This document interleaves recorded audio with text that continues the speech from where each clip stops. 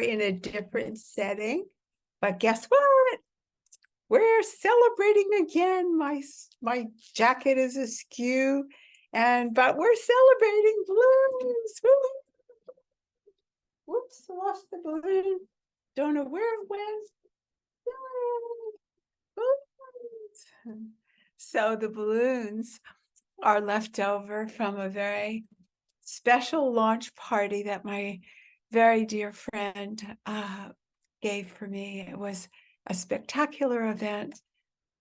And you know, it takes learning to receive. You might think, oh, that's easy. Well, for most of us, we've been better at giving than receiving. We're just kind of not used to the world being kind, generous, loving, acknowledging, wanting to offer something special in recognition. And that's what happened yesterday. But today, I'm celebrating something else. I have a chapter in this amazing woman's book, and it just got published as well as mine. This is her 5th book, and she's my writing coach. Her name is Sara Connell, and the book is Thought Leader Academy, 10x your impact and income through your mission and message. So if you're a person who has a dream, has a vision, has an inclination to offer something to the world in the form of a book, a talk, a class, a series, any format, maybe in the form of art, but you want to get it out in the world. You maybe even want to create a business or a new opportunity in your retirement or your middle years. Somehow the people, I'm going to eradicate what I was going to say. I was going to say somehow the people that are younger have a direction, but that is certainly not true. I was thinking of the people who start out being interested in being a therapist or teacher or counselor or having a business. But wherever you are in life, if you're interested, and what she means by 10xing is just making it happen and having it be successful in your form of success. For some people, it's money. For other people, it's getting it into more hands. For someone else, it might be just expressing yourself and allowing yourself to share in the world. So I think I'll take the balloon down maybe for a minute. It could be distracting for someone. So I don't know if I can actually get rid of it. Oh, no, it wants to happen. So we'll let it happen. Actually, it's now more activated and near my head. So we'll let it be. So yes, if there's something in you that you haven't put out yet, this is the book for you.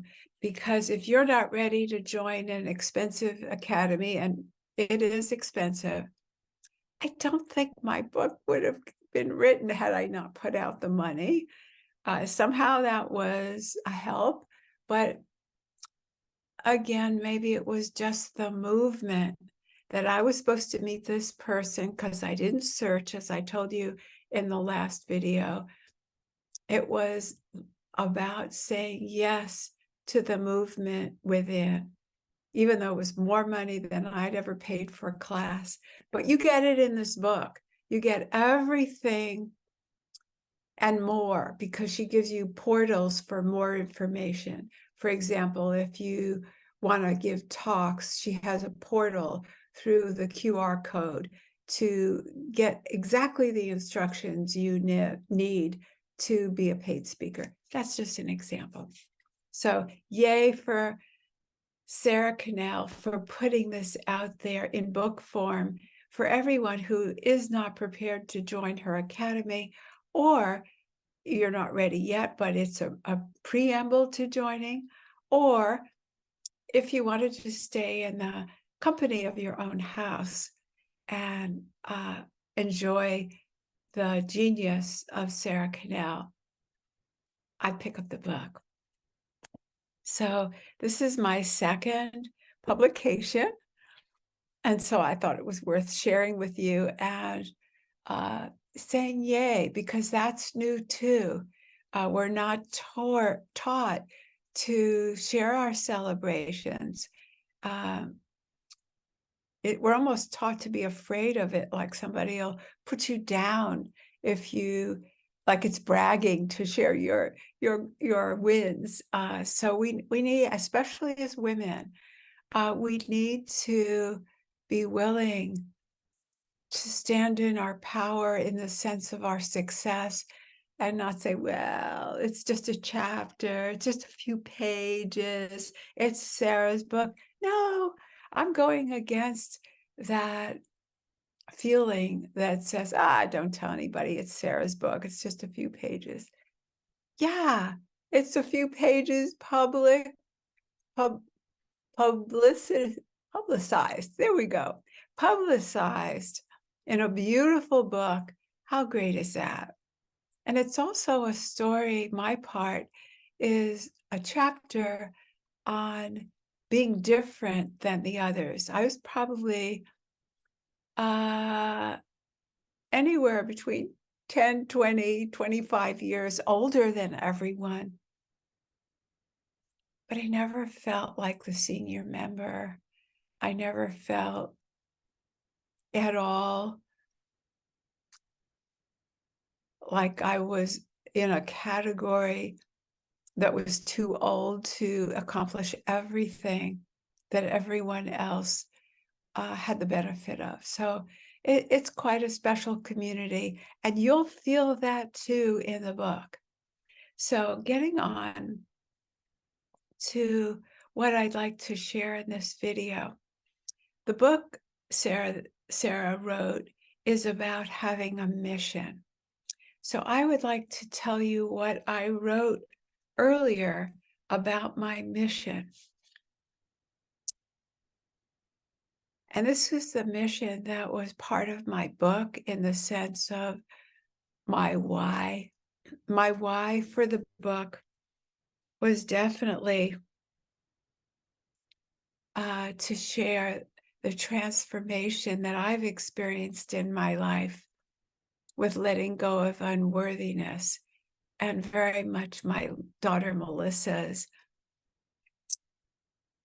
experience of letting that go with me and in her own life. So my mission is to help every interested person discover their unworthiness is imagined. Why does it matter what people believe? A belief in unworthiness matters because this false belief eats away at our sense of belonging, connection, and self-care. It robs us of joy, our ability to be present, and unworthiness tells us to hide and keep ourselves hidden. So you see how that residual, don't tell anybody about the chapter, it's just a few pages, it's Sara's book, it's not my book. Can you see how that would inform a decision not to tell you about this book, about the chapter, about another publication? I want to start maybe in the next video sharing that part of this about the relationship between unworthiness and belonging. And let me just give you a little teaser for next Thursday, because I really want to keep the videos a little shorter. I went a little long the last two videos. I'm going to make a really strong statement and say that when you believe that you're responsible in the sense of controlling what happens to you in life, you're going to be bound to have unworthiness. Now, that's really a big deal. Everybody is responsible. Sorry, I have a itch here. I had to scratch it. I understand that everybody is ultimately responsible in the outer world, in the sense of if you hurt someone or you take their possessions, you'll go to jail. If you don't do the work, you'll likely fail the test. I understand the consequences in the outer world, but in the inner world, what do you actually control? We've been through this so many different ways, but it's my belief that you can have an effect in the play world with your beliefs. But ultimately, I believe life and death, illness, your height, your weight. Yes, you can control what you eat and play with up and down, but your genetics for that, whether you have the tendency to put on weight or be skinny mini, is pretty close to your height. There are things that are just given. And I'm just saying there's more that's given. That's the ultimate. That the things that really matter are part of the divine. Now that may give you a feeling of defeat at first. We want to control things, but ultimately we use it to hurt ourselves. And the way we commonly hurt ourselves is a feeling that we don't belong. And we believe that belonging is a given from the outside. Like, this group is really nice to me. They invited me in. I got invited to the dinner party, like that. But what if your projection of how you feel about yourself through your thoughts and your feelings, your imagined unworthiness? So you see, you can't be unworthy unless you're a separate person. In the oneness, we are embodiments, we're alive, we are actionable, we are responsive, we have feelings, we have thoughts, we create. But what I'm saying is that is not who we are. And unworthiness is about who we are. It's more than just what we did and what we said and what we thought. It's a soul wound, and your soul is way bigger and way more unlimited and limited, because it's limited by the divine, by your part in the whole weather of life. And weather has all kinds of conditions, not just good, not just preferences. So I'm going to leave you with a hypothesis that I'm going to develop more. What if you can go straight to the belonging in oneness?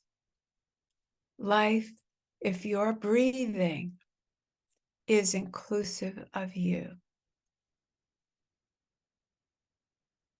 That's it for today. What would it be like if you knew you belonged? Because it's not possible not to belong to life. And whether or not you play in the world where you're accepted or you're not accepted might be just your part in the drama, because this world has in and out groups. And what if your belief about what you are influences that experience? Just like if I hit the balloon, certain things will happen. If I throw the ball up, it's going to come down. What if beliefs are kind of like that? They don't ultimately define who you are, but they're about playing in the world. And there are certain laws of physics that apply to beliefs, just like throwing the ball up and down. So I hope that's making some sense to you. Mwah. Goodbye for now.